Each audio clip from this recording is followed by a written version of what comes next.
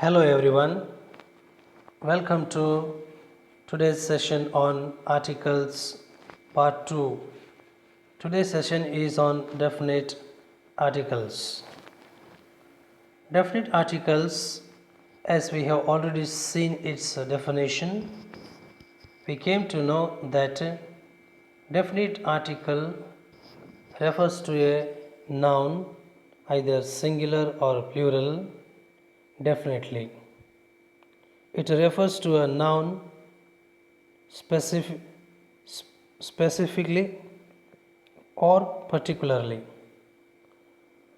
And let us learn in this video how the definite article the is used in different situations with examples. Use of the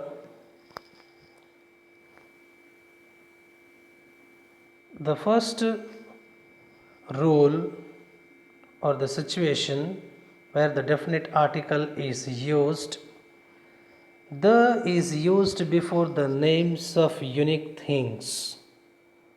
ಅದ್ವಿತೀಯ ವಸ್ತುಗಳು ಕಾಯಗಳು ಏನಿದ್ದಾವೆ ಅವುಗಳ ಹೆಸರಿನ ಹಿಂದೆ ಅಂದರೆ ಮೊದಲು the ಅನ್ನು ಬಳಸಲೇಬೇಕು. ಯುನಿಕ್ ಥಿಂಗ್ಸ್ ಅಂತ ಹೇಳಿದರೆ ಆ ಒಂದು ವಸ್ತುವಿನ ಹಾಗೆ ಅದರ ಹಾಗೆ ಮತ್ತೊಂದು ಇರೋದಿಲ್ಲ, ಅದಕ್ಕೆ ನಾವು ಅದ್ವಿತೀಯ ಅಂತ ಹೇಳ್ತೇವೆ. ಹಾಗಾಗಿ ದ ಸನ್ ಸೂರ್ಯ, the moon, the earth, the sky.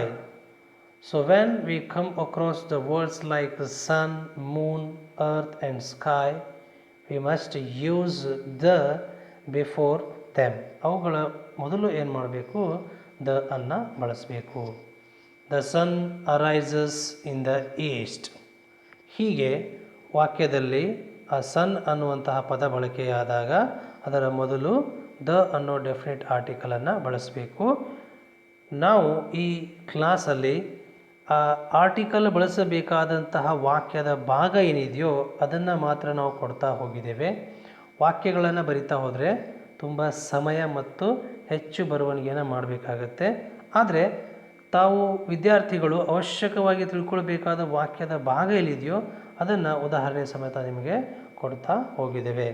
The sky is blue ಅಂತ ಹೇಳ್ತೇವೆ.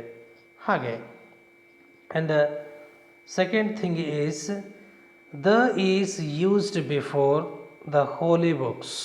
ಪವಿತ್ರ ಗ್ರಂಥಗಳು, ಸ್ಕ್ರಿಪ್ಚರ್ಸ್ ಧರ್ಮಗ್ರಂಥಗಳು, ಎಪಿಕ್ಸ್ ಮಹಾಕಾವ್ಯಗಳು, ಇವುಗಳ ಹೆಸರಿನ ಹಿಂದೆ ಏನು ಮಾಡಬೇಕು, ದ ಅನ್ನು ಕಡ್ಡಾಯವಾಗಿ ಬಳಸಲೇಬೇಕು. ಎಕ್ಸಾಂಪಲ್ ದ ಗೀತಾ ಹೀಗಿದಾಗಿದೆ, it is mistyped, it should be the Gita. Gita means the Bhagavad Gita, the Bible, the Quran, the Ramayana, the Mahabharata, the Paradise Lost. ಹೀಗೆ ಸೊ ಸ್ಕ್ರಿಪ್ಚರ್ಸ್ ಬಂದಾಗ, ಎಪಿಕ್ಸ್ ಬಂದಾಗ, ಹೋಲಿ ಬುಕ್ಸ್ಗಳ ಹೆಸರುಗಳು ಬಂದಾಗ ಅವುಗಳ ಮೊದಲು ಏನಾಗಬೇಕು, ದ ಅನ್ನುವಂತಹ ಡೆಫಿನಿಟ್ ಆರ್ಟಿಕಲ್ ಬಳಸಲೇಬೇಕು. ಆದರೆ ವ್ಯಾಸಾಸ್ ದ ಮಹಾಭಾರತ ಅಂತ ಬಳಸಬಾರ್ದು. ವ್ಯಾಸಾಸ್ ಮಹಾಭಾರತ, ವಾಲ್ಮೀಕೀಸ್ ರಾಮಾಯಣ. ಸೊ ಹೀಗೆ ಅದನ್ನು ಬಳಸಬೇಕು. ಆದರೆ ಅಲ್ಲಿ ಪೊಸಿಟಿವ್ ಕೇಸ್ ಬಂದಿರುವಾಗ ಸೊ ಅದರ ಮಧ್ಯದಲ್ಲಿ ಏನು ಮಾಡಬಾರ್ದು, ನಾವು ದ ಅನ್ನು ಹೇಗೆ ವ್ಯಾಸಾಸ್ ದ ಮಹಾಭಾರತ ಅಂತ ಬಳಸಬಾರ್ದು. ವಾಲ್ಮೀಕೀಸ್ ದ ರಾಮಾಯಣ ಅಂತ ಬಳಸಬಾರ್ದು. ಡೈರೆಕ್ಟಾಗಿ ದ ರಾಮಾಯಣ ಅಂತ ಬಳಸಬೇಕು, ವಾಲ್ಮೀಕೀಸ್ ರಾಮಾಯಣ ಅಂತ ಬಳಸಬೇಕು. ಇದನ್ನು ಗಮನಿಸಬೇಕು. I am reading the Ramayana. The Bible is the book of great teachings ಅಂತ ಹೇಳ್ಬೋದು ಅಲ್ವಾ.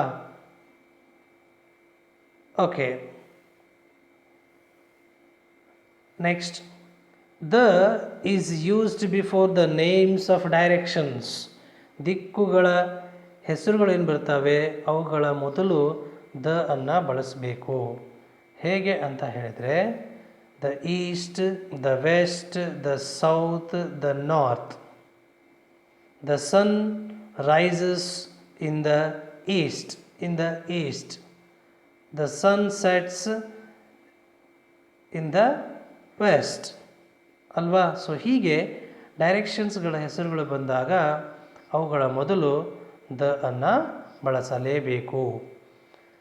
The is used before the monuments R famous buildings.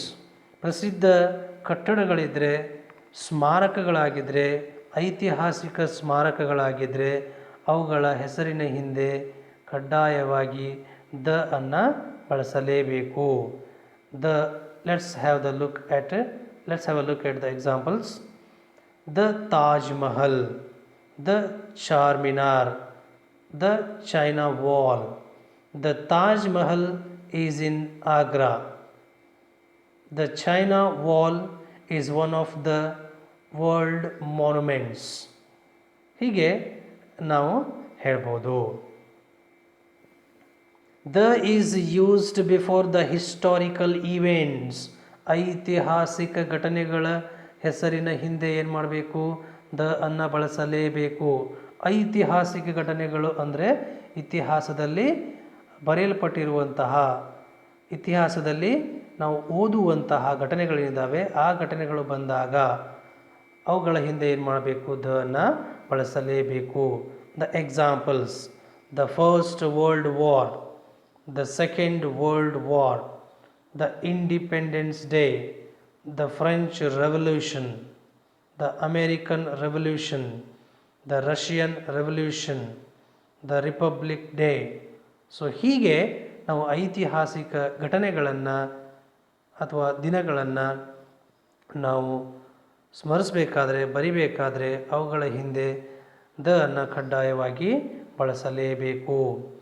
The French Revolution inspired many people ಅಂತ ಹೇಳ್ಬೋದು. We celebrate the Independence Day on 15 August ಅಂತ ಹೇಳ್ಬೋದು, ವಾಕ್ಯದಲ್ಲಿ ಬಳಸ್ಬೋದು. The is used before the names of the newspapers. News ಪೇಪರ್ಗಳ ಹೆಸರುಗಳು ಬಂದಾಗ, news paper ಅನ್ನೋ ಪದ ಬಂದಾಗಲ್ಲ, ನ್ಯೂಸ್ ಪೇಪರ್ಗಳ ಹೆಸರು ಬಂದಾಗ ಕಡ್ಡಾಯವಾಗಿ ದ ಅನ್ನೋ ಡೆಫಿನಿಟ್ ಆರ್ಟಿಕಲನ್ನು ಬಳಸಬೇಕು. Let's have a look at the examples. Example: the Prajavani, the Hindu, the Deccan Herald. I read the Hindu daily. I don't like the Prajavani. ಹೀಗೆ ನಾವು ವಾಕ್ಯಗಳಲ್ಲೂ ಕೂಡ ಅವುಗಳನ್ನು ಬಳಸ್ಬೋದು. The seventh rule: the is used before the names of rivers, sea, ocean, bay, canals, desert, mountain ranges, group of islands.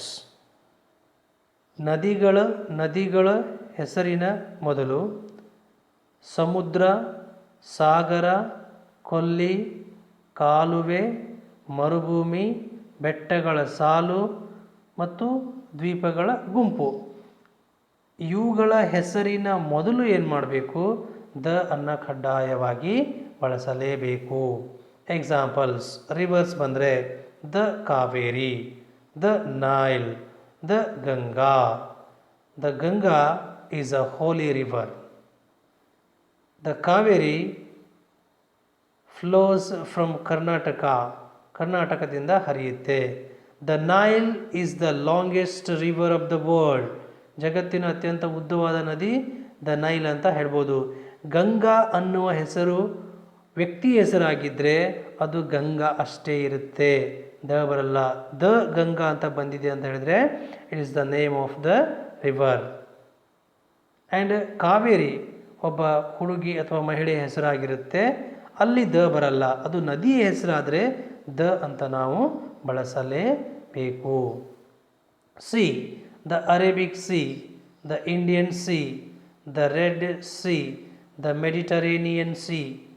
So ಹೀಗೆ ಸಮುದ್ರಗಳ ಹೆಸರುಗಳ ಮೊದಲು ಏನು ಮಾಡಬೇಕು? ದ ಅನ್ನು ನಾವು ಬಳಸಲೇಬೇಕು. ಓಷಿಯನ್,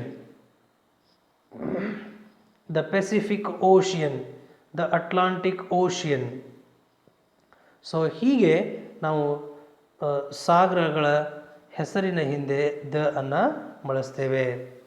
ಬೇ, the bay of Bengal, the Chesapeake Bay, the is missing there, the Chesapeake Bay, the peacock ಬೇ. ಸೊ ಹೀಗೆ ಹೆಸರುಗಳು ಬಂದಾಗ ದ ಅನ್ನು ಬಳಸಲೇಬೇಕು.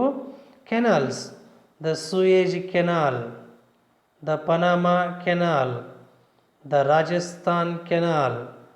So this is how we must and should use definite article the before the names of rivers, sea, ocean, bay, canals, desert, mountain ranges and a group of islands.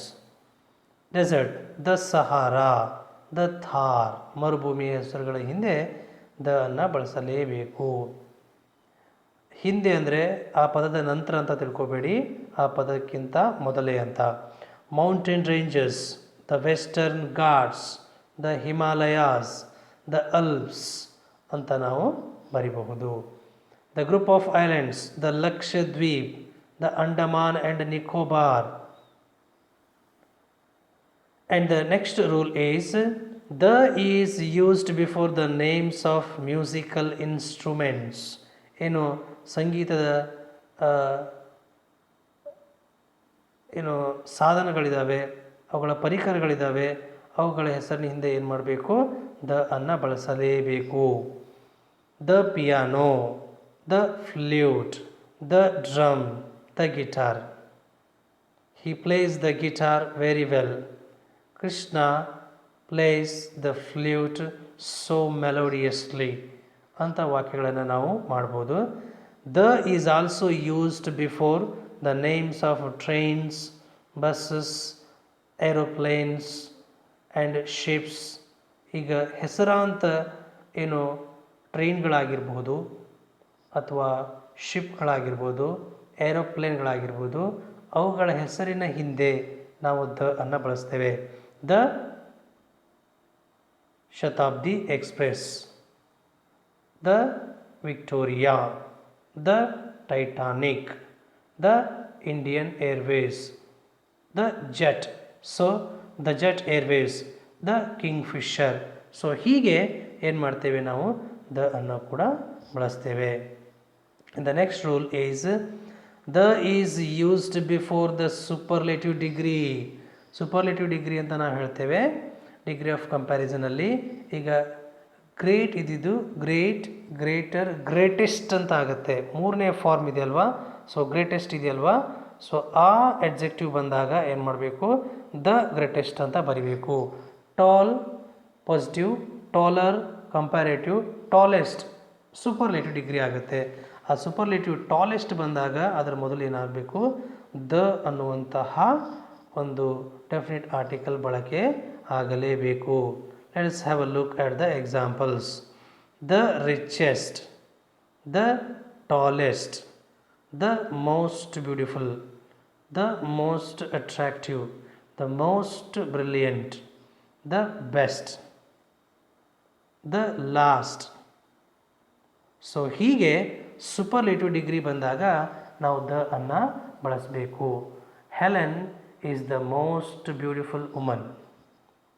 John is the tallest boy in the class. America is one of the richest countries in the world ಅಂತ ಬಳಸುವಾಗ ನಾವು the ಅನ್ನು ಬಳಸಬೇಕು. The is used before ordinal numbers. Ordinal ನಂಬರ್ಗಳ ಮೊದಲು ಏನು ಮಾಡಬೇಕು, the ಅನ್ನು ಬಳಸಬೇಕು. ಆರ್ಡಿನಲ್ ನಂಬರ್ ಅಂದರೆ ಏನು? ನ್ಯೂಮರಿಕಲ್ ನಂಬರ್ಸ್ ಅಂತ ಹೇಳಿದರೆ 1 2 3 4 ಹೇಳ್ತೀವಲ್ವ ಅದು.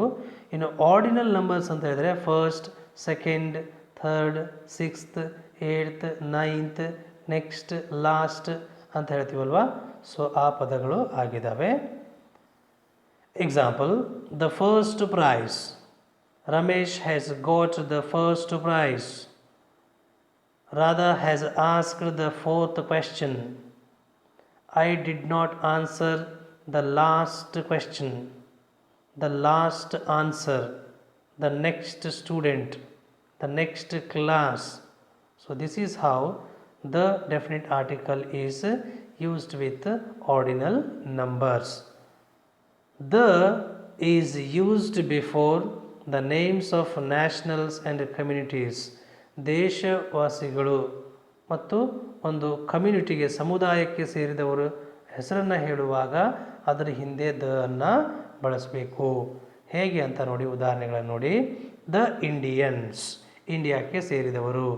The Europeans, the Americans, the Chinese, the Japanese, ಹೀಗೆ ಹೇಳುವಂಥದ್ದು ದೇಶವಾಸಿಗಳಿಗೆ.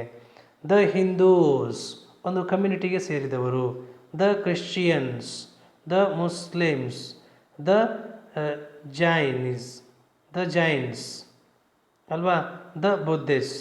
ಸೊ ಹೀಗೆ ನಾವು ದೇಶವಾಸಿಗಳು ಮತ್ತು ಒಂದು ಸಮುದಾಯಕ್ಕೆ ಸೇರಿದವರಿಗೆ ಹೆಸರನ್ನು ಹೇಳುವಾಗ ಏನು ಮಾಡ್ತೇವೆ, ದ ಅನ್ನು ಬಳಸ್ತೇವೆ. ಇಂಡಿಯನ್ಸ್ ಇದೆ, ದ ಬಳಸಿದ್ದೀರಿ. ಇಂಡಿಯನ್ ಆದರೆ ಇಂಡಿಯನ್ ಅಂತ ಸಿಂಗ್ಯುಲರ್ ಬಳಕೆಯಾದರೆ ಆ್ಯನ್ ಬರುತ್ತೆ.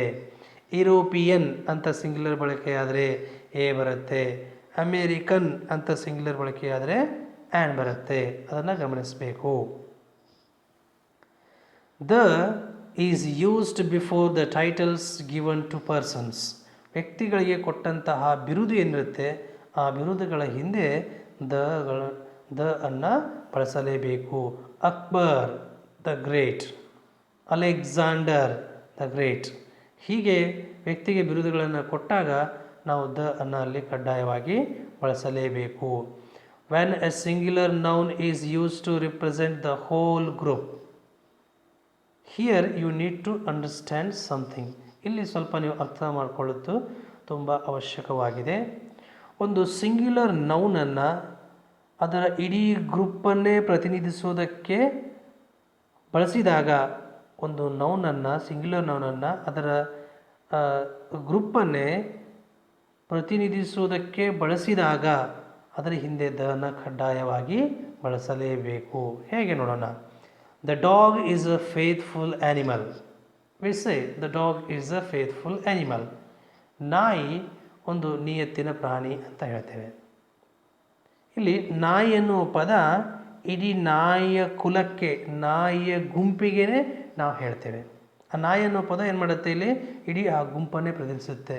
ಅಂದರೆ ನಮ್ಮ ನಾಯಿ ಮಾತ್ರ ನಿಯತ್ತಿಂದಿದೆ, ನಿಮ್ಮ ನಾಯಿ ನಿಯತ್ತಿಂದಿಲ್ಲ ಅಂತ ಹಾಗೆಲ್ಲ ಹೇಳುವುದಲ್ಲ. Here the word dog it represents its whole group. So ಹೀಗೆ ಬಳಕೆಯಾದಾಗ ಏನು ಮಾಡಬೇಕು, ಈಗ the fox is a cunning animal ಅಂತ ಹೇಳ್ತೀರಿ ಅಲ್ವಾ. Fox is a cunning animal, the fox is a cunning animal ಅಂತ ಹೇಳ್ತೇವೆ. ನರಿ ಈ ಕುತಂತ್ರ ಬುದ್ಧಿ ಇರುವಂತಹ ಪ್ರಾಣಿ ಅಂತ ಹೇಳ್ತೇವೆ. ಹಾಗಂತ ಹೇಳಿ ಒಂದು ನರಿ ತುಂಬ ಜಾಣಿ ಇರುವಂಥದ್ದು, ಒಂದು ನರಿ ಕುತಂತ್ರ ಬುದ್ಧಿ ಇಲ್ಲದೆ ಇರುವಂಥದ್ದಲ್ಲ. The fox represents its whole group. ಆ ಟೈಮಲ್ಲಿ ನಾವು ದ ಅನ್ನು ಬಳಸಬೇಕು. One more example. The cow is a useful animal. ಹಸು ಒಂದು ಉಪಯುಕ್ತ ಪ್ರಾಣಿ.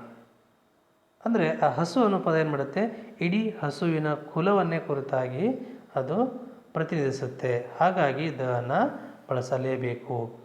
The is used before the repeated nouns. This is very important. ಒಂದು ಸಾರಿ ಬಳಸಿದಂತಹ ಪದ ಅದು ಪುನರಾವರ್ತನೆಯಾದಾಗ, ಮತ್ತೆ ರಿಪೀಟ್ ಆದಾಗ ಅದು ಡೆಫಿನಿಟ್ ಆಗುತ್ತೆ. ಆವಾಗ ಅಲ್ಲಿ ದ ಅನ್ನು ನಾವು ಕಂಪಲ್ಸರಿಯಾಗಿ ಬಳಸಲೇಬೇಕು. ಗಮನಿಸಿ, ಇಲ್ಲೊಂದು ಉದಾಹರಣೆ ಇದೆ. There lived a man and an elephant in a forest. ನೋಡಿ, ಎ ಮ್ಯಾನ್ ಅಂತ ಬಳಕೆಯಾಗಿದೆ, ಆ್ಯನ್ ಎಲಿಫೆಂಟ್ ಅಂತ ಬಳಕೆಯಾಗಿದೆ, ಇನ್ ಎ ಫಾರೆಸ್ಟ್.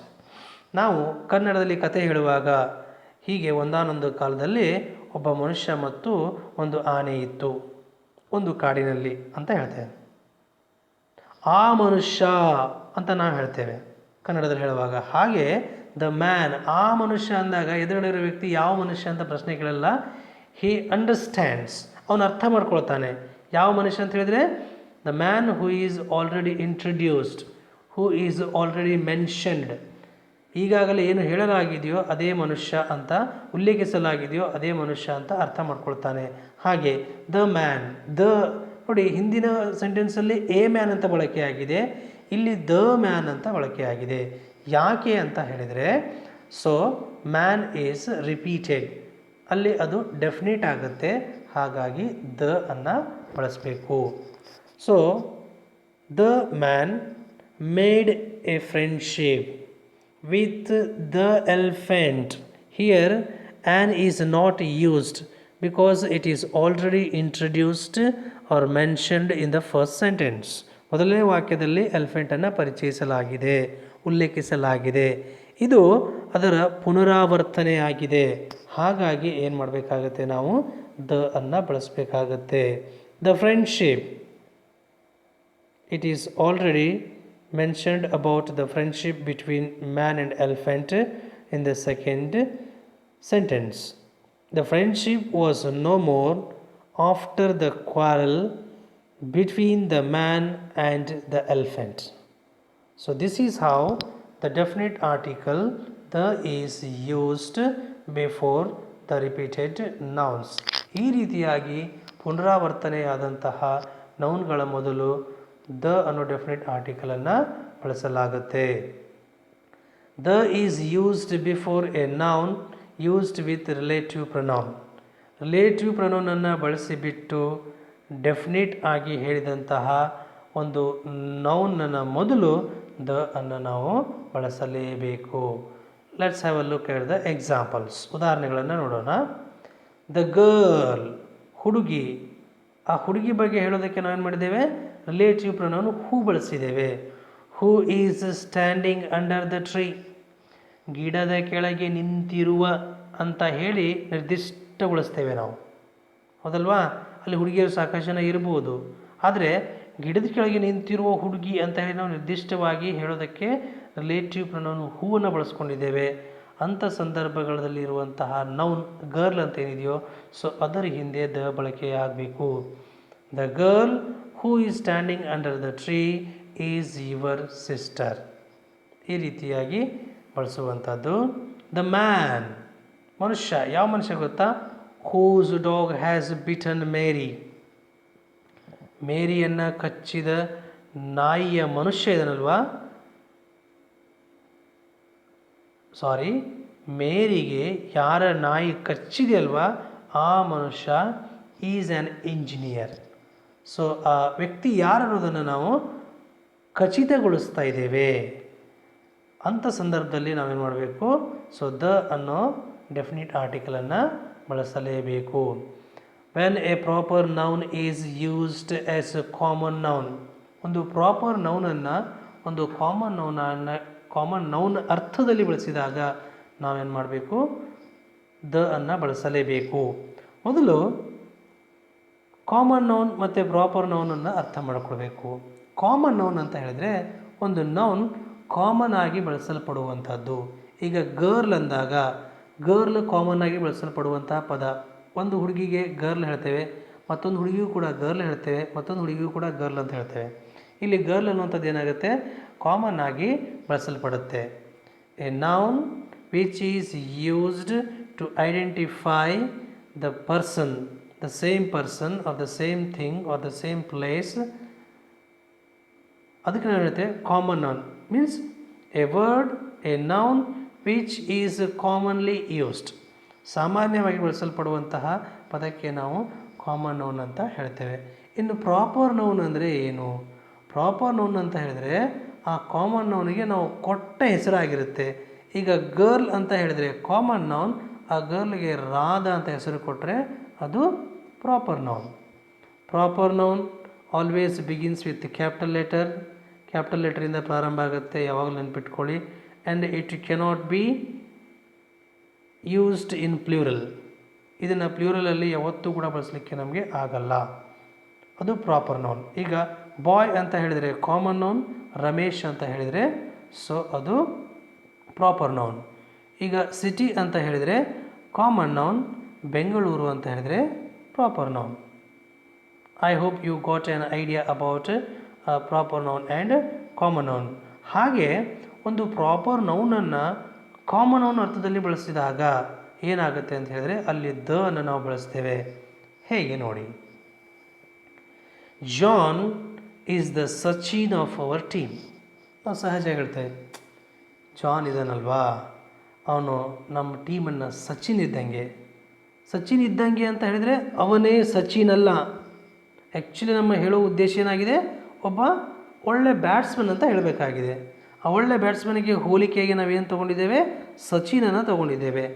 ಈಗ ಬ್ಯಾಟ್ಸ್ಮನ್ ಅನ್ನೋದು ಕಾಮನ್ ನೌನ್, ಅದಕ್ಕೆ ಹೋಲಿಕೆಯಾಗಿ ಪ್ರಾಪರ್ ನೌನ್ ಸಚಿನ್ ಅಂತ ಬಳಸ್ಕೊಂಡಿದ್ದೇವೆ ಅಲ್ವಾ. ಸೊ ಹೀಗೆ ಬ್ಯಾಟ್ಸ್ಮನ್ ಅನ್ನುವ ಕಾಮನ್ ನೌನ್ ಬದಲಾಗಿ ಸಚಿನ್ ಅನ್ನುವಂಥ ಪ್ರಾಪರ್ ನೌನ್ ಬಳಕೆಯಾಗಿದೆ. ಇಂಥ ಸಂದರ್ಭದಲ್ಲಿ ಅದರ ಹಿಂದೆ ಅಂದರೆ ಮೊದಲು ದ ಕಡ್ಡಾಯವಾಗಿ ಬಳಸಲ್ಪಡಲೇಬೇಕು. John is the Sachin of our team. Mary is the Helen of our college. Helen ಅಂತ ಹೇಳಿದರೆ ಮೋಸ್ಟ್ ಬ್ಯೂಟಿಫುಲ್ ವುಮನ್ ಅಂತ. ಇಲ್ಲಿ ಮೇರಿ ನಮ್ಮ ಕಾಲೇಜಿನ ಹೆಲೆನ್ ಇದ್ದಂತೆ. ಹೆಲೆನ್ ಇದ್ದಂತೆ ಅಂತ ಹೇಳಬೇಕಾಗಿದೆ ಆ್ಯಕ್ಚುಲಿ ಬ್ಯೂಟಿಫುಲ್ ಗರ್ಲ್ ಅಂತ ಬಳಸೋದ್ರ ಬದಲಾಗಿ ಅದಕ್ಕೆ ಹೋಲಿಕೆಯಾಗಿ ಹೆಲೆನ್ ಅಂತ ಬಳಸಿದ್ದಾರೆ. ವುಮನ್ ಅನ್ನುವ ಒಂದು ಬ್ಯೂಟಿಫುಲ್ ವುಮನ್ ಅನ್ನುವಂಥ ಕಾಮನ್ ನೌನನ್ನು ಬಳಸೋದ್ರ ಬದಲಾಗಿ ಅದಕ್ಕೆ ಒಂದು ಹೋಲಿಕೆಯಾಗಿ ಹೆಲೆನ್ ಅಂತ ಬಳಸಲಾಗಿದೆ. ಇಲ್ಲಿ ವುಮನ್ ಅನ್ನುವಂತಹ ಕಾಮನ್ ನೌನ್ ಬದಲಾಗಿ ಹೆಲೆನ್ ಅನ್ನುವಂಥ ಪ್ರಾಪರ್ ನೌನ್ ಬಳಕೆಯಾಗಿದೆ ಅದರ ಅರ್ಥದಲ್ಲಿ.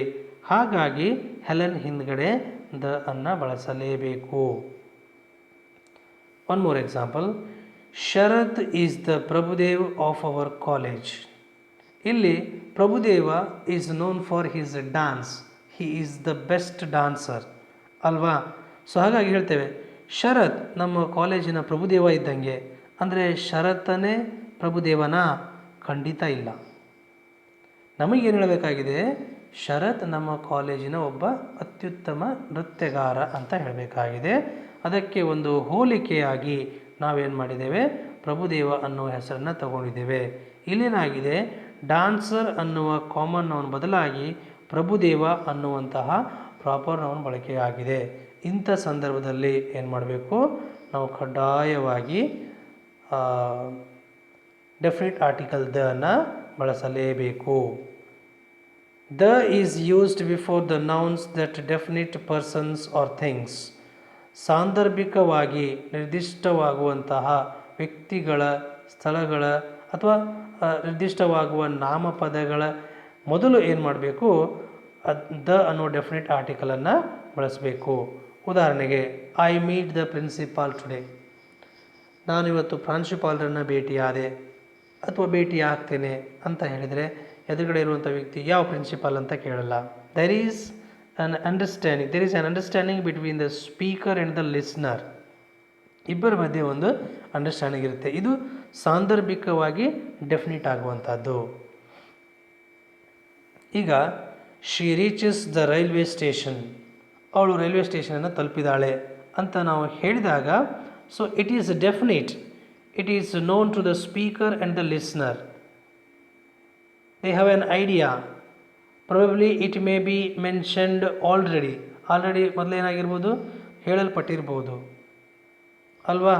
ಸೊ ಹಾಗಾಗಿ ನೀವು ಹೇಳ್ತೀರಿ ಊರಲ್ಲಿ, ನಾನೀಗ ಪೊಲೀಸ್ ಸ್ಟೇಷನ್ ಹೋಗ್ತಾ ಇದ್ದೇನೆ ಅಂದಾಗ ಯಾರು ನಿಮಗೆ ಕ್ವಶನ್ ಕೇಳಲ್ಲ, ಯಾವ ಪೊಲೀಸ್ ಸ್ಟೇಷನ್ ಅಂತ ಹೇಳಿ. He understands which police station you are going. So this is how the is used before the nouns that definite persons or things situationally. ಸಾಂದರ್ಭಿಕವಾಗಿ ನಿರ್ದಿಷ್ಟಗೊಳಿಸುವಂತಹ ನಾಮಪದಗಳ ಮೊದಲು ದ ಅನ್ನು ಬಳಸಲೇಬೇಕು. These are the rules that we need to keep in our mind and remember always while using English sentences or trying to answer the questions on definite article. Definite ಆರ್ಟಿಕಲನ್ನು ಸರಿಯಾಗಿ ಬಳಸಬೇಕು ಅಂತ ಹೇಳಿದರೆ ಈ ನಿಯಮಗಳನ್ನು ಸರಿಯಾಗಿ ನೆನಪಿನಲ್ಲಿ ಇಟ್ಟುಕೊಂಡಿರಬೇಕು. ಡೆಫಿನಿಟ್ ಆರ್ಟಿಕಲ್ಗೆ ಸಂಬಂಧಿಸಿದಂತಹ ಪ್ರಶ್ನೆಗಳನ್ನು ಉತ್ತರಿಸಲು ಬಯಸಿದರೆ ಈ ನಿಯಮಗಳನ್ನು ಸರಿಯಾಗಿ ನೆನಪಿನಲ್ಲಿಟ್ಟುಕೊಂಡಿರಬೇಕು. Next, omission of articles. Omission of articles ಅಂತ ಹೇಳಿದರೆ ಆರ್ಟಿಕಲ್ಗಳ ನಿಷೇಧ. ಇವುಗಳನ್ನು ತಿಳಿದುಕೊಳ್ಳುವುದು ಕೂಡ ತುಂಬ ಅಂದರೆ ತುಂಬಾ ಅವಶ್ಯಕ ಇದೆ. ಒಮಿಷನ್ ಅಂತ ಹೇಳಿದರೆ ನಿಷೇಧ ಅಂತ. ಎಲ್ಲಿ ಆರ್ಟಿಕಲನ್ನು ಬಳಸಲೇಬಾರದು. No article is used before languages. ಭಾಷೆಗಳ ಮುಂದೆ ಯಾವ ಆರ್ಟಿಕಲನ್ನು ಬಳಸಲೇಬಾರದು. ಬಳಸಿದರೆ ಅದು ಅಸಂಬದ್ಧ ಆಗುತ್ತೆ. ವಿ ಸ್ಪೀಕ್ ಇಂಗ್ಲಿಷ್ ಅಂತ ಹೇಳಬೇಕು. ವಿ ಸ್ಪೀಕ್ ದ ಇಂಗ್ಲಿಷ್ ಆಗಲ್ಲ. ವಿ ಸ್ಪೀಕ್ ಎ ಇಂಗ್ಲಿಷ್ ಆಗಲ್ಲ. ನಾನು ಒಂದು ಇಂಗ್ಲೀಷನ್ನು ಮಾತಾಡ್ತೇನೆ ಅಂತ ಹೇಳಿದ್ದು ಇಟ್ಸ್ ರಾಂಗ್. ದ ಇಂಗ್ಲೀಷ್ ಅಂತ ಹೇಳಿದರೆ ಅದು ಇಂಗ್ಲೀಷರು ಅನ್ನುವಂತಹ ಅರ್ಥವನ್ನು ಕೊಡುತ್ತೆ. ಆದರೆ ಲ್ಯಾಂಗ್ವೇಜ್ ಅಂತ ನೀವು ಪರಿಗಣಿಸಿದಾಗ ಅದರ ಹಿಂದೆ ಏನು ಮಾಡಬೇಕು, ನೀವು ಯಾವುದೇ ಕಾರಣಕ್ಕೂ ಯಾವುದೇ ಆರ್ಟಿಕಲನ್ನು ಬಳಸಲೇಬಾರದು. Latin is dead language. Latin is a dead language ಅಂತ ಎ ಅನ್ನು ಬಳಸಬಾರ್ದು. This is how no article is used before languages. No article is used, it is mistyped. No article is used before the names of sports. ಆಟಗಳ ಹೆಸರಿನ ಹಿಂದೆ ಯಾವುದೇ ಆರ್ಟಿಕಲನ್ನು ಬಳಸಬಾರದು. ಬಳಸಿದರೆ ಅದು ಅಸಂಬದ್ಧ ಆಗುತ್ತೆ, ತಪ್ಪಾಗುತ್ತೆ. I like hockey, I play hockey, I watch hockey on television ಅಂತ ಹೇಳಬೇಕು. ಎ ಹಾಕಿ, ನಾನು ಒಂದು ಹಾಕಿ ಆಡ್ತೇನೆ ಅಂದರೆ ಮತ್ತೊಂದು ಹಾಕಿ ಆಡಲ್ಲ ಅಂತ ಆಗುತ್ತೆ. ಇದು ತುಂಬ ಅಸಂಬದ್ಧ ಆಗುತ್ತೆ. ಹಾಗಾಗಿ ಸ್ಪೋರ್ಟ್ಸ್ಗಳ ಹೆಸರಿನ ಹಿಂದೆ ಯಾವುದೇ ಆರ್ಟಿಕಲನ್ನು ಬಳಸಬಾರ್ದು. ದೇ ಪ್ಲೇ ಕ್ರಿಕೆಟ್ ಡೈಲಿ ಅಂತ ಹೇಳಬೇಕು. ದ ಆಗಲಿ, ಎ ಆಗಲಿ, ಆ್ಯನ್ ಆಗಲಿ ಯಾವುದೇ ಆರ್ಟಿಕಲನ್ನು ಬಳಸಬಾರದು. No article is used before proper nouns. ಆವಾಗಲೇ ನಾನು ಪ್ರಾಪರ್ ನೌನ್ಗಳ ಬಗ್ಗೆ ನಿಮಗೆ ಹೇಳಿದೆ. ಆ ಪ್ರಾಪರ್ ನೌನ್ಗಳ ಮೊದಲು ಯಾವುದೇ ಆರ್ಟಿಕಲನ್ನು ಬಳಸಬಾರದು. I met A Mary yesterday, ಅಲ್ಲಿ ಎ ಮೇರಿ ಅಂತ ಬಳಕೆಯಾಗಿದೆ. ಎ ಆ್ಯಕ್ಚುಲಿ ಅದು ಬರಲೇಬಾರ್ದು, ಅದನ್ನು ಹೊಡೆದು ಹಾಕಬೇಕಾಗಿತ್ತು. ಬೈ ಮಿಸ್ಟೇಕ್ ಮಿಸ್ ಆಗಿದೆ. I met Mary yesterday, A ಅಲ್ಲಿ ಬರಲೇಬಾರ್ದು. ಐ ಮೆಟ್ ದ ಮೇರಿ ಅಂತಲೂ ಕೂಡ ಬರಲೇಬಾರ್ದು. It's wrong. ನನಗೆ ಒಂದು ಮೇರಿ ಗೊತ್ತು, ಐ ನೋ ಅ ಮೇರಿ, ನನಗೊಂದು ಮೇರಿ ಗೊತ್ತು ಅಂತ ಹೇಳಲಿಕ್ಕಾಗಲ್ಲ. It's wrong. ಒಂದು ಮೇರಿ ಗೊತ್ತು ಅಂದರೆ ಮತ್ತೊಂದು ಮೇರಿ ಗೊತ್ತಿಲ್ಲ ಅಂತ ಆಗುತ್ತೆ. Okay. An Udupi is my favourite place.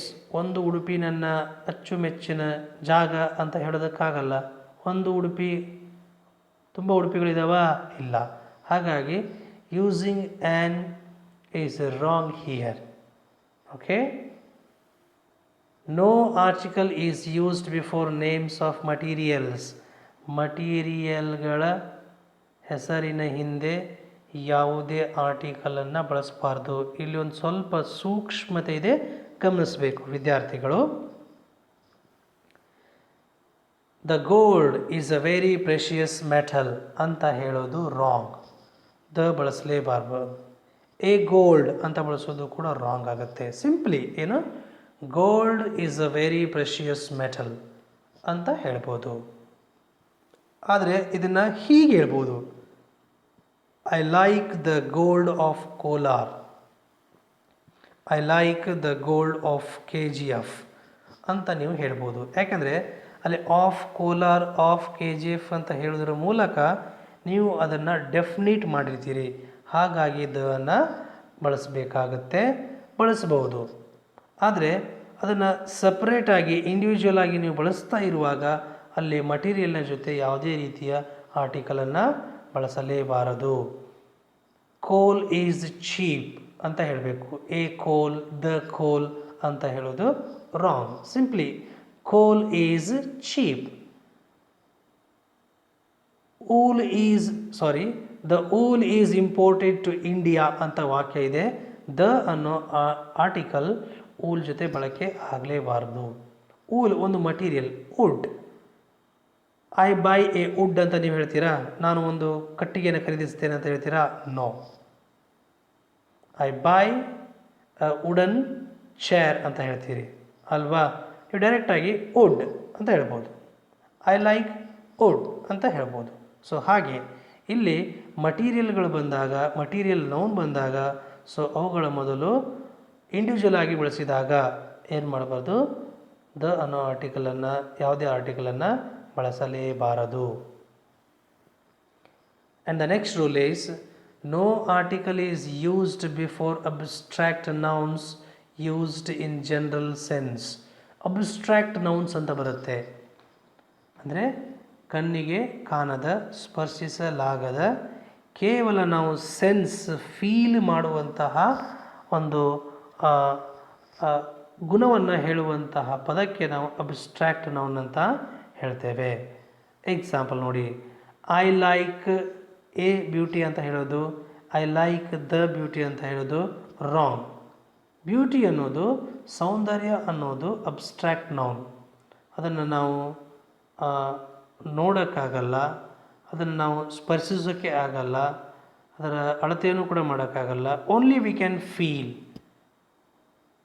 ಇದಕ್ಕೆ ಸೌಂದರ್ಯ ಅಂದಾಗ ಒಂದು ಸ್ವಲ್ಪ ಕನ್ಫ್ಯೂಸ್ ಆಗುತ್ತೆ. ಪೇನ್ ನೋಡಿ, ಪೇನ್ ಅಂದರೆ ನೋವು. Pain is an abstract noun ಅಲ್ವಾ? ಸೊ ಪೇನನ್ನು ನೀವು ನೋಡಲಿಕ್ಕೆ ಸಾಧ್ಯ ಇದೆಯಾ? ಪೇನನ್ನು ಟಚ್ ಮಾಡಲಿಕ್ಕೆ ಸಾಧ್ಯ ಇದೆಯಾ? Only you can feel. ನೀವು ಅದನ್ನು ಫೀಲ್ ಮಾಡ್ಕೊಳ್ಳಿಕ್ಕೆ ಮಾತ್ರ ಸಾಧ್ಯ ಇದೆ, ಬಿಟ್ಟರೆ ಅದನ್ನು ನೋಡಲಿಕ್ಕೆ, ಸ್ಪರ್ಶ ಮಾಡಲಿಕ್ಕೆ ಸಾಧ್ಯ ಇಲ್ಲ. ಸೊ ಅಂತಹ ಅಬ್ಸ್ಟ್ರಾಕ್ಟ್ ನೌನ್ ಬಂದಾಗ ಅದರ ಹಿಂದೆ ಯಾವುದೇ ಆರ್ಟಿಕಲನ್ನು ಬಳಸಬಾರ್ದು. ಆದರೆ ಇಲ್ಲೊಂದು ಸೂಕ್ಷ್ಮತೆ ಇದೆ. I like the beauty wrong.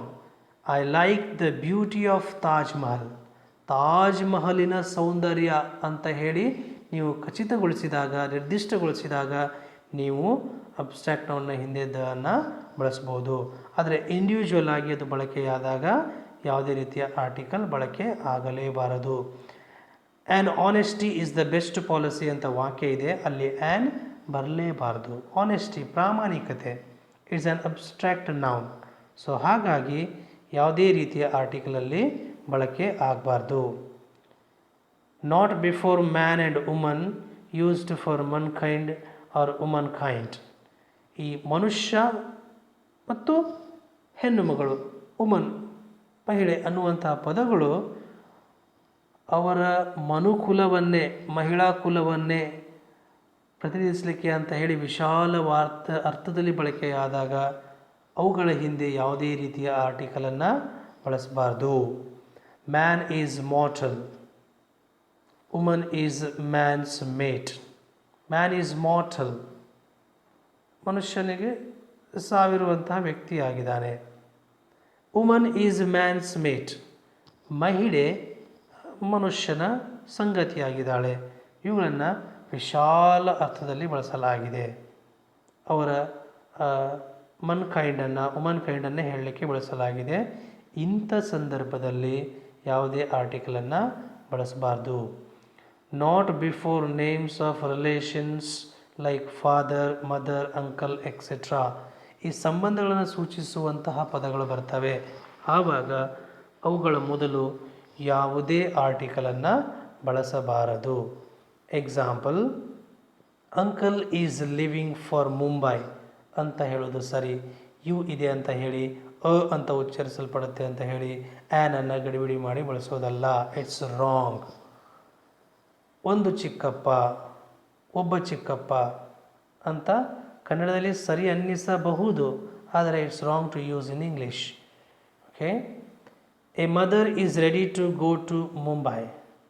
ಒಬ್ಬ ತಾಯಿ, ಒಂದು ತಾಯಿ. It's wrong.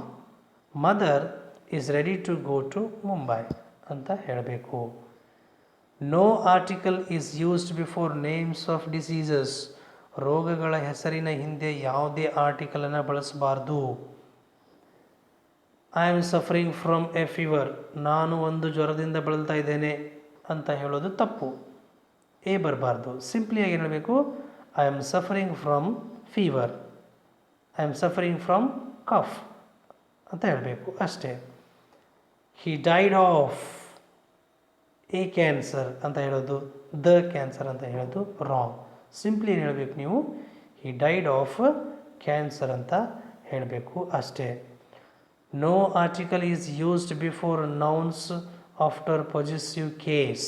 ಪೊಸೆಸಿವ್ ಕೇಸ್ ಅಂತ ಹೇಳಿದರೆ, ಈಗ ಮೇರಿ ಅಂತ ಇರುತ್ತೆ, ಅಲ್ಲಿ ಅಪಾಸ್ಟ್ರೋಫಿ ಕೊಟ್ಬಿಟ್ಟು ಎಸ್ ಅನ್ನು ಸೇರಿಸಿ ಮೇರೀಸ್ ಅಂತ ಮಾಡ್ತೇವೆ. ಈ ರೀತಿಯ ಮಾಡುವಂಥದ್ದಕ್ಕೆ ನಾವು ಪೊಸೆಸಿವ್ ಕೇಸ್ ಅಂತ ಹೇಳ್ತೇವೆ. ಈ ಪೊಸಿಟಿವ್ ಕೇಸ್ನ ನಂತರ ನೌನ್ ಬರುತ್ತಲ್ವಾ, ಅದರ ಮುಂಚೆ ಯಾವುದೇ ಆರ್ಟಿಕಲನ್ನು ಬಳಸಬಾರ್ದು. ಈಗ ಮೇರೀಸ್ ಕಾರ್ ಅಂದಾಗ ಕಾರ್ ಸಿಂಗ್ಯುಲರ್ ಇದೆ ಅಂತ ಹೇಳಿಬಿಟ್ಟು ಮೇರೀಸ್ ಎ ಕಾರ್ ಅಂತ ಹೇಳೋದು ಅಲ್ವಾ. ನೆಕ್ಸ್ಟ್ ಆಮೇಲೆ ಮೇರೀಸ್ ಫ್ಲೂಟ್ ಅಂತ ಹೇಳಿದಾಗ ಫ್ಲೂಟ್ ಬಂದಾಗ ದ ಬಳಸ್ಬೇಕಂತ ಹೇಳ್ಬಿಟ್ಟು ಮೇರೀಸ್ ದ ಫ್ಲೂಟ್ ಅಂತ ಬಳಸೋದು, ಅದು ಎರಡೂ ಕೂಡ ಶುದ್ಧ ತಪ್ಪು. ಮೇರೀಸ್ ಫ್ಲೂಟ್ ಅಂತ ಹೇಳಬೇಕು, ಮೇರೀಸ್ ಕಾರ್ ಅಂತ ಹೇಳಬೇಕು. Example, she bought Ram's or Rama's car. A ಆಗಲಿ ದ ಆಗಲಿ ಬಳಸೋದು ತಪ್ಪು. No article is used before names of colour. ಕಲರ್ನ ಹೆಸರುಗಳ ಮೊದಲು ಯಾವುದೇ ಆರ್ಟಿಕಲನ್ನು ಬಳಸಬಾರದು. Example, white stands for purity. The white ಅಂತ ಹೇಳಬಾರ್ದು. ದ ವೈಟ್ ಅಂತ ನೀವು ಹೇಳಿದ್ರೆ ಬಿಳಿಯರು ಅಂತ ಅರ್ಥ ಆಗುತ್ತೆ. ಇಲ್ಲಿ ವೈಟನ್ನು ಬಣ್ಣಕ್ಕಾಗಿ ನೀವು ಬಳಸಿದಾಗ ಯಾವುದೇ ಆರ್ಟಿಕಲನ್ನು ಬಳಸಲೇಬಾರದು. A green is associated with prosperity. Actually a ಏನಾಗಬೇಕು, ಅದನ್ನು ಹೊಡೆದಾಕಬೇಕು, ಮಿಸ್ ಆಗಿದೆ. Green is associated with prosperity. Green ಏನಾಗಿದೆ, ಸಮೃದ್ಧಿಯ ಸಂಕೇತವಾಗಿದೆ ಅನ್ನುವಂಥದ್ದು. ಒಂದು ಹಸಿರು ಅಂತ ಹೇಳೋದು ತಪ್ಪು. No article is used before names of seasons, days, months. ಋತುಗಳು, ದಿನಗಳು ಮತ್ತು ತಿಂಗಳುಗಳ ಹೆಸರು ಬಂದಾಗ ಅವುಗಳ ಮೊದಲು ಯಾವುದೇ ಆರ್ಟಿಕಲನ್ನು ಬಳಸಲೇಬಾರದು. ದ ಆಗಲಿ ಎ ಆಗಲಿ. ನೋಡಿ, March is the third month of the year ಅಂತ ಹೇಳೋದು ಖಂಡಿತ ಸರಿ. ದ ಮಾರ್ಚ್ ಅಂತ ಹೇಳೋದು, ಎ ಮಾರ್ಚ್ ಅಂತ ಹೇಳೋದು it's wrong. The Monday comes after a Sunday ಅಂತ ಹೇಳೋದು ಕೂಡ ತಪ್ಪು. ಅಲ್ಲಿ ದ ಮಂಡೇ ದ ಬಳಸಬಾರದು, ಎ ಸಂಡೇ ಎ ಅನ್ನು ಕೂಡ ಬಳಸಬಾರದು. It's clearly Monday comes after Sunday ಅಷ್ಟೇ ಆಗಬೇಕು. We go to Kashmir in summer. Summer ಅಂತ ಬೇಸಿಗೆಯಲ್ಲಿ ನಾವು ಕಾಶ್ಮೀರಿಗೆ ಹೋಗ್ತೇವೆ ಅಂತ ಹೇಳುವಂಥದ್ದು. ಇಲ್ಲಿ ಸಮರ್ನ ಹಿಂದೆ ಸೀಸನ್ ಅದು, ಅದರ ಹಿಂದೆ ಡೆಫಿನೆಟ್ ಆರ್ಟಿಕಲ್ ದ ಬಳಕೆಯಾಗಲೇಬಾರದು. No article is used before the names of meals. ನಾವೇನು ಆಹಾರವನ್ನು ಏನು ತೆಗೆದುಕೊಳ್ತೇವೆ, ಅವುಗಳಿಗೆ ಹೆಸರುಗಳನ್ನು ಏನು ಕೊಟ್ಟಿದ್ದೇವೆ, ಅವುಗಳ ಹಿಂದೆ ಯಾವುದೇ ರೀತಿಯ ಆರ್ಟಿಕಲನ್ನು ಬಳಸಬಾರದು. He invited me to dinner. A dinner ಅಂತ ಹೇಳೋದು, ದ ಡಿನ್ನರ್ ಅಂತ ಹೇಳೋದು it's wrong. It's simply he invited me to dinner ಅಂತ ಹೇಳುವಂಥದ್ದು. I usually have my lunch at 12. A ಆಗಲಿ ದ ಲಂಚ್ ಅಂತ ಹೇಳೋದಾಗಲಿ it's completely wrong. Then let us try to solve some examples from your workbook. The first exercise is fill in the blanks with a, an or the. ಇವುಗಳಲ್ಲಿ ಯಾವುದನ್ನಾದರೂ ಅಂತ ಹೇಳಿದರೆ ಸೂಕ್ತವಾದ ಆರ್ಟಿಕಲನ್ನು ನೀವೇನು ಮಾಡಬೇಕು, ಫಿಲ್ ಮಾಡಬೇಕು. The first example, he is dash youngest son in the family ಅಂತ ಇದೆ.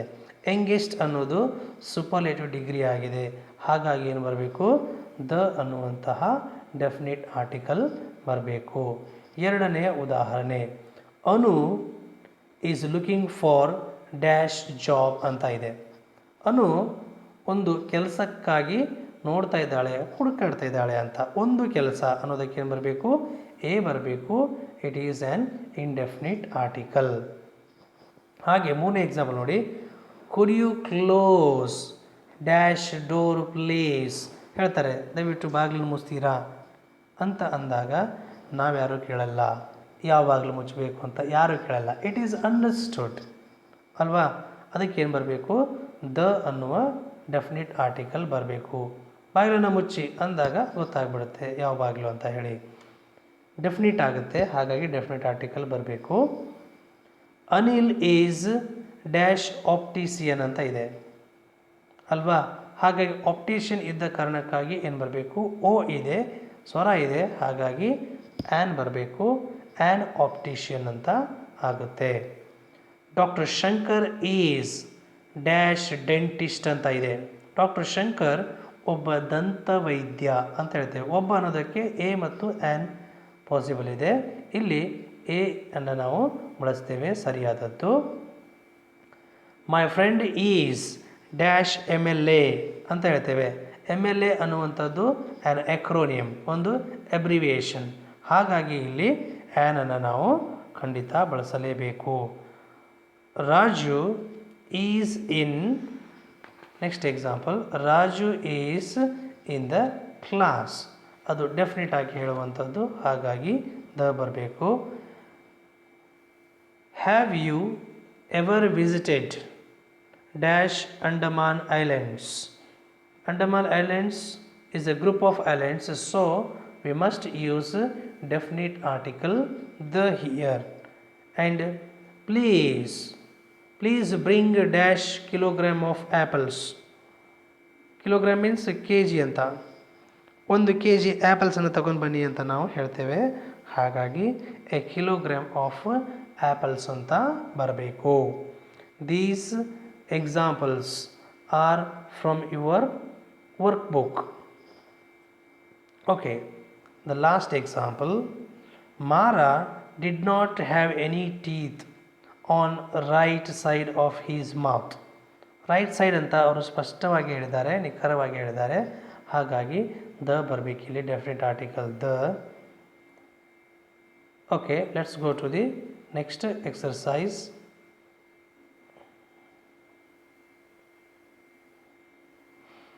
Choose the correct option.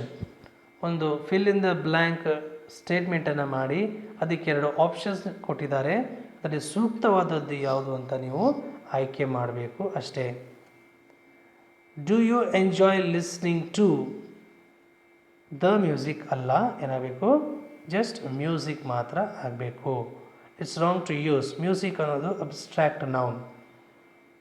Okay, my brother speaks, ಭಾಷೆ ಇದೆ, ಹಾಗಾಗಿ ಏನಾಗಬೇಕು, ಯಾವುದೇ ಆರ್ಟಿಕಲ್ ಬರಬಾರ್ದು, ಅಂದರೆ ಫ್ರೆಂಚ್ ಆಗಬೇಕು. My mother speaks French. I spent my childhood in Bengaluru. The Bengaluru, Bengaluru ಅನ್ನೋದು ಪ್ರಾಪರ್ ನೌನ್ ಆಗಿದೆ. ಪ್ರಾಪರ್ ನೌನ್ನ ಹಿಂದ್ಗಡೆ ಯಾವುದೇ ಆರ್ಟಿಕಲ್ ಬರಲ್ಲ, ಹಾಗಾಗಿ ಬೆಂಗಳೂರು ಕರೆಕ್ಟ್ ಆಗುತ್ತೆ, ಸರಿಯಾದ ಉತ್ತರ. We are skiing in Alps. The Alps ಅಂತ ಇದೆ. ಅಲ್ಪ್ಸ್ ಅನ್ನೋದು ಪರ್ವತಗಳ ಶ್ರೇಣಿಯಾಗಿದೆ, ಹಾಗಾಗಿ ದ ಅಲ್ಪ್ಸ್ ಅಂತ ಆನ್ಸರ್ ಆಗಬೇಕು. The sun rises in east ಅಂತ ಇದೆ ಬಿ ಯಲ್ಲಿ. ಎ ಯಲ್ಲಿ ದ ಈಸ್ಟ್ ಅಂತ ಇದೆ. ಸೊ ಈಸ್ಟ್ ಡೈರೆಕ್ಷನ್ ಆಗಿರೋದ್ರಿಂದ ದ ಈಸ್ಟ್ ಅಂತ ಬರಲೇಬೇಕು. Next exercise is fill in the blanks with a, an, or the whatever necessary. The wherever necessary, whatever ಅಲ್ಲ, wherever necessary. If no article is necessary, put an X in the wrong mark in the blanks. A, an ಮತ್ತು the ಎಲ್ಲೆಲ್ಲಿ ಅವಶ್ಯಕತೆ ಇದೆಯೋ ಬಳಸಿ, ಎಲ್ಲಿ ಯಾವುದೇ ಆರ್ಟಿಕಲ್ನ ಅವಶ್ಯಕತೆ ಇಲ್ಲವೋ ಅಲ್ಲಿ ಏನು ಮಾಡಿ, ಈ ರಾಂಗ್ ಮಾರ್ಕ್ ಹಾಕ್ತೀವಲ್ಲೋ ನಾವು, ಇಂಟು ಮಾರ್ಕ್, ಸೊ ಅದನ್ನು ಹಾಕಿ. ನೋಡೋಣ. ಡ್ಯಾಶ್ ಓಲ್ಡ್ ಪಿಲಿಗ್ರೀಮ್ ಅಂತ ಇದೆ. ಓಲ್ಡ್ ಅಂತ ಹೇಳಿದರೆ ಅಲ್ಲಿ ಆ್ಯನ್ ಬರಬೇಕು, ಸರಿನಾ? Okay. An old pilgrim was making his way to ಏನಾಗಬೇಕು, ದ ಹಿಮಾಲಯನ್ ಮೌಂಟೇನ್ಸ್. ಸರಿ, the Himalayan mountains in the cold of winter. When it began to rain, he went to in ಅಂದರೆ ಹೋಟೆಲ್ ಅಂತ, ಹಾಗಾಗಿ ಏನಾಗಬೇಕು, ಆ್ಯನ್ ಆಗಬೇಕು. ಟು ಆ್ಯನ್ ಇನ್. ಈಗ ಇನ್ keeper, ಆ ಹೋಟೆಲನ್ನು ಇಟ್ಟವ, ಹೋಟೆಲನ್ನು already ಪರ್ಚೇಸಿ ಆಗಿದೆ, ಹಾಗಾದರೆ ಇನ್ ಕೀಪರ್ ಏನಾಗಬೇಕು, ದ ಇನ್ ಕೀಪರ್ ಅಂತ ಆಗಬೇಕು. The in keeper said to him, how will you ever get there in this kind of weather, my good man? ಅಂದಾಗ ಡ್ಯಾಶ್ ಓಲ್ಡ್ ಮ್ಯಾನ್ ಅಂತ ಇದೆ. ಓಲ್ಡ್ ಮ್ಯಾನ್ ಆಲ್ರೆಡಿ ಪರ್ಚೇಸಿ ಆಗಿದೆ, ಮತ್ತೆ ರಿಪೀಟ್ ಆಗಿದೆ, ಹಾಗಾಗಿ ದ ಬರಬೇಕು. The old man answered cheerfully, my heart got there first, so it is easy for the rest of me to follow. ನನ್ನ ಆತ್ಮ ಆಲ್ರೆಡಿ ಹೋಗಿ ಆಗಿದೆ, ಉಳಿದದ್ದು ಮಾತ್ರ, ಉಳಿದದ್ದೇನು ಅನ್ನೋದು ಅದು ಡೆಫಿನಿಟ್, ಹಾಗಾಗಿ ದ ಅಂತ ಬರಿಬೇಕು. ಮತ್ತೊಂದು ಎಕ್ಸಾಂಪಲ್ ಇದೆ ನೋಡಿ. ಡ್ಯಾಶ್ ಫಾರ್ಮರ್, ಒಬ್ಬ ರೈತ ಅನ್ನೋದಕ್ಕೆ ಏನು ನಾವು ಬಳಸ್ತೇವೆ. A farmer owned a piece of land in a village, ಒಂದು ಹಳ್ಳಿಯಲ್ಲಿ ಒಂದು ತುಂಡು ಭೂಮಿಯನ್ನು, ಒಂದು ಸ್ವಲ್ಪ ಭೂಮಿಯನ್ನು ಅವನು ಖರೀದಿ ಮಾಡ್ತಾನೆ ಅನ್ನೋದಕ್ಕೆ a piece of land in a village ಅಂತ ಆಗಬೇಕು. He grieve paddy on it, he got some, ಇಲ್ಲಿ ಯಾವುದೇ ರೀತಿಯ ಆರ್ಟಿಕಲ್ ಬರಲ್ಲ, ಹಾಗಾಗಿ ಇಂಟು ಮಾರ್ಕ್ ಹಾಕ್ತೇವೆ.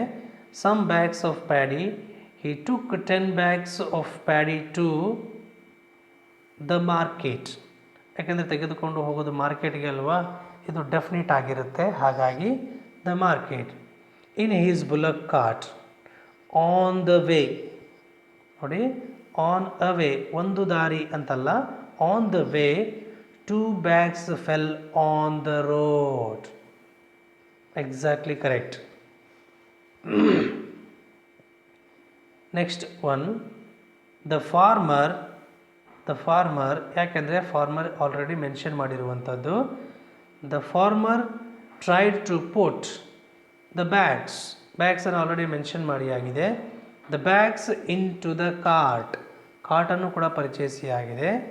ಹಿ could not lift the bags, the ಬರಬೇಕು. ಈಗ ನೋಡಿ, ಎಲ್ಡರ್ಲಿ ಜೆಂಟಲ್ಮೆನ್ ಮೊದಲಿಗೆ ಪರಿಚಯಿಸ್ತಾ ಇದ್ದಾರೆ, ಹಾಗಾಗಿ ಆ್ಯನ್ ಬರಬೇಕು. An elderly gentleman came that way, he helped the farmer to put the bags, put the bags on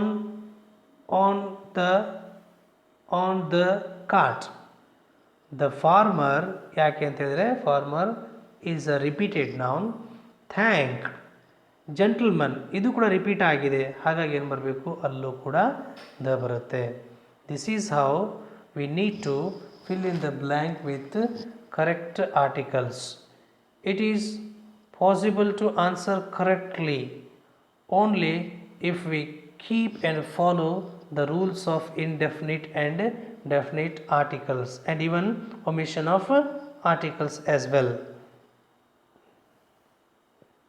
And one more example is there. Once upon a time, ಒಂದಾನೊಂದು ಕಾಲದಲ್ಲಿ. A time dash elephant ಅಂತ ಇದೆ, ಏನಾಗಬೇಕು, an elephant ಅಂತ ಆಗಬೇಕು. Made friends with, friends ಅಲ್ಲದು friendship ಆಗಬೇಕು. Friendship with a man, ಒಬ್ಬ ಮನುಷ್ಯನ ಜೊತೆ. One day a heavy thunder storm broke out, ಒಂದು ಜೋರಾದಂತಹ ಗುಡುಗು ಸಿಡಿಲು ಸಹಿತ ಮಳೆ, ಅದಕ್ಕೆ ಥಂಡರ್ ಸ್ಟಾರ್ಮ್ ಅಂತ ಹೇಳ್ತೇವೆ.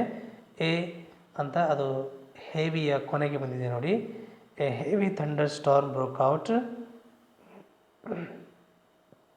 Dash the elephant went to, the elephant ಯಾಕೆ ಅಂತ ಹೇಳಿದರೆ ಅಲ್ಲಿ ಎಲಿಫೆಂಟ್ ಆಲ್ರೆಡಿ ಮೆನ್ಷನ್ ಮಾಡಿರುವಂತಹ ಪದ ಆಗಿದೆ. It is a repeated noun, ಹಾಗಾಗಿ ದ ಬರಬೇಕು. The elephant went to his a friend who had a little hut at the edge of the forest and asked for the help. This is how we can use correct articles or fill in the blank with correct articles. Here is an exercise of match the following. So one side we have some options and be on some other options, and we need to match the numerical numbers with the alphabets. Okay, Raghu is an honest man. It's exactly correct. Sharada is in a silk sari. It's right. That pop star is playing the. ಆ pop star ನುಡಿಸ್ತಾ ಇದ್ದಾನೆ ಏನನ್ನ a ಕಿಲೋನ್ನ ಟೆನ್ನಿಸನ್ನು ಅಲ್ಲ violin ನಾವ್. It's exactly right. Bopanna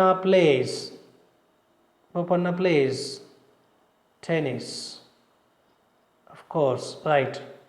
Fish sells at rupees 10 a ಕಿಲೋನ the ಕಿಲೋನ ಅ ಕಿಲೋ ಅಂತ ಆಗಬೇಕು. ಪ್ರತಿ ಕೆ ಜಿಗೆ ಎಷ್ಟು 10 ರೂಪಾಯಿ ಮಾರುತ್ತೆ ಅಂತ. ಓಕೆ, ಕೊನೆಗೆ ಒಂದು ನೋಟ್ ಇದೆ. ದ ಬಾಲ್ ದಿ ಎಲಿಫೆಂಟ್ ಅಂತ. Observe how the different article observe how the definite article is pronounced differently before nouns beginning with vowel and consonant sounds.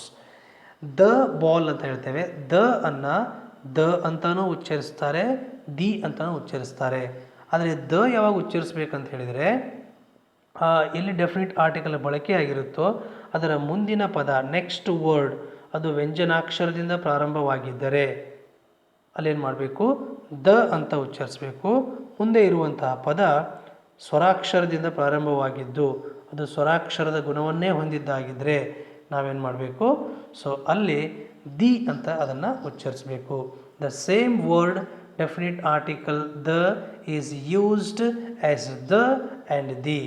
It is pronounced as the when it is used before the word which begins with consonant, and it is pronounced or it sounds as the when it is used with a word that begins with vowel.